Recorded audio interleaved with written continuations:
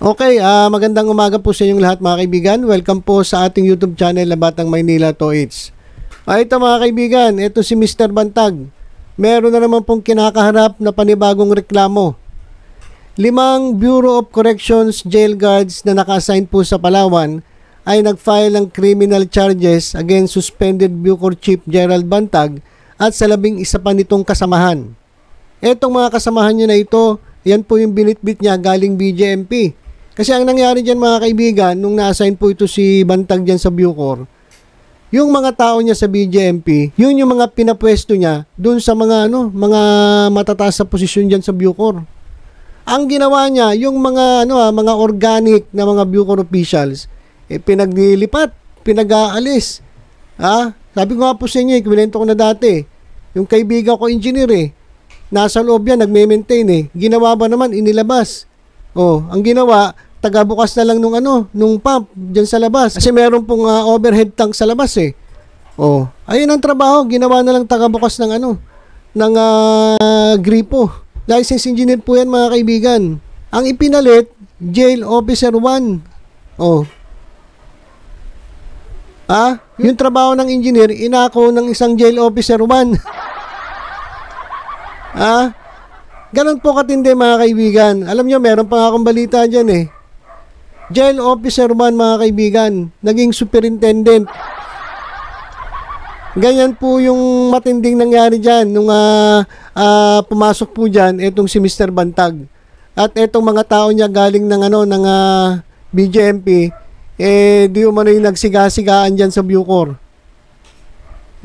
Kaya maraming galit dyan sa mga yan Marami pong galit ang mga organic na Bucor employees, officials. Kasi nga parang initsapwera sila, pinapwesto yung mga tao niya na yung posisyon na hinahawakan hindi naman qualified. Hindi naman sila qualified dun sa position. Talagang pakapala lang ng mukha ganun yung nangyari dyan, nagsiga-sigaan. Meron nga akong balita dyan, mamaya sasabihin ko sa inyo. So ito mga kaibigan, itong mga jail guards dyan po sa Iwahig Prison and Penal Farm sa Puerto Princesa, Palawan.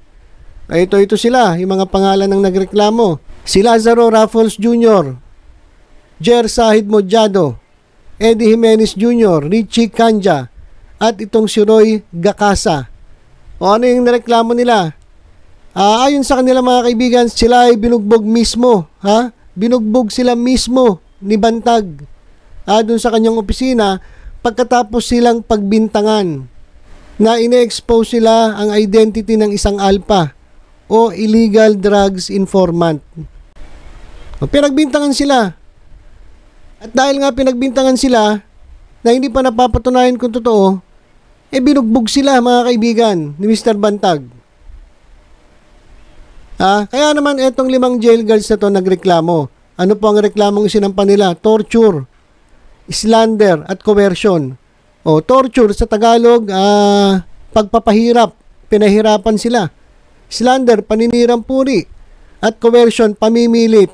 Yan po yung mga reklamong isinampa nila laban kay Mr. Bantag at dito sa mga tulonggis niyang kasamahan. Ayon kay Mauricio Ulep, isang abogado ng Bucor, dahil dito sa akusasyon ni Bantag na sila ay nag-expose ng identity ng isang drug informant, nakasagupa nitong grupo ng certain Bonas.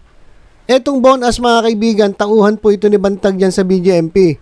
At ang pagkakaalam ko itong Bonas na to ay ang humawak dyan sa Palawan.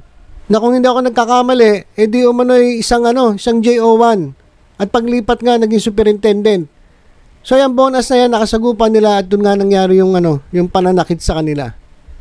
At alam nyo ba mga kaibigan, may nagkwento sa akin meron daw opisyal dyan sa Palawan Penal Farm. Dahil nga mataas ang posisyon niya, meron pong nabuntis. Meron pong nabuntis na isang jail guard na babae. Yung opisyal na yan, may asawa na yan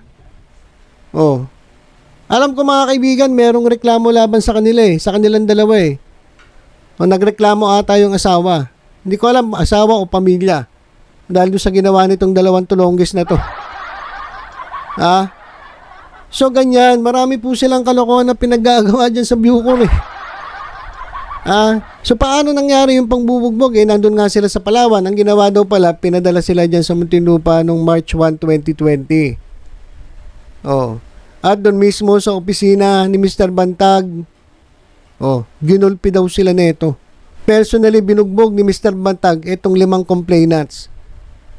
At sigurado daw sila itong 5 complainants na ito na si Mr. Bantag ang gumulpi sa kanila. At ayon dito sa mga complainant, wala naman daw silang ine-expose na illegal drug informant. Hindi naman niya napatunayan.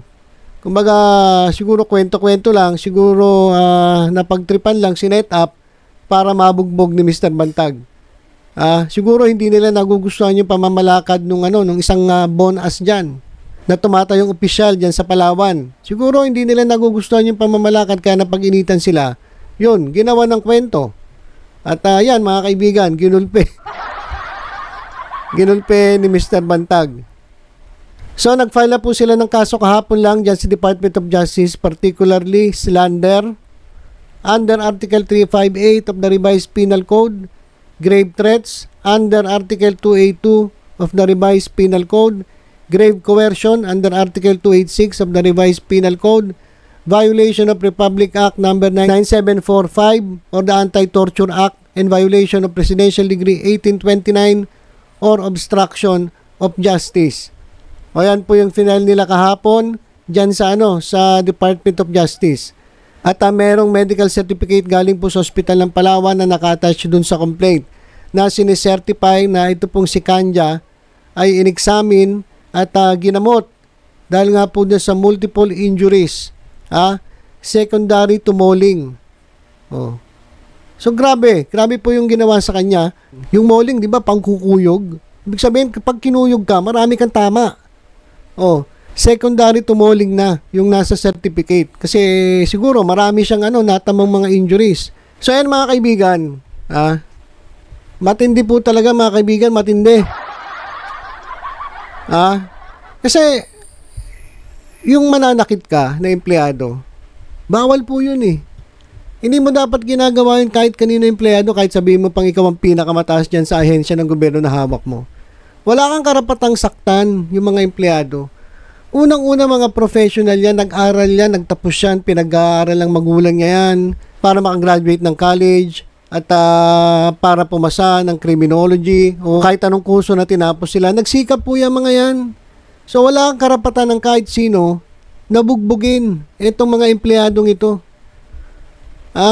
Bawal po yan. Kaya hindi nakakapagtaka mga kaibigan eh. Yung mga empleyado yung mga empleyado na may pinag-aralan, sinasaktan niya, ginugulpi niya. How much more itong mga nakakulong dyan na mga PDLs. So hindi nakakapagtaka na marami talaga siyang inabuso dyan sa Bucor.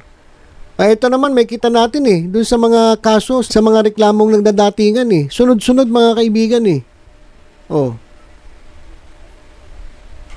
Kung totoo itong mga sinasabi na itong mga nag-complain na ito, ibang klase po talaga. Pati empleyado, mga professional, may mga pinag-aralan, gugulpihin mo sa isang akusasyon na walang basihan, na hindi napatunayan. Matindi. Grabe na to, grabe mga kaibigan. Hello mga nanonood dyan, mag-subscribe po kayo sa Batang Maynila to Eats. Ay, mali, ganyan pala.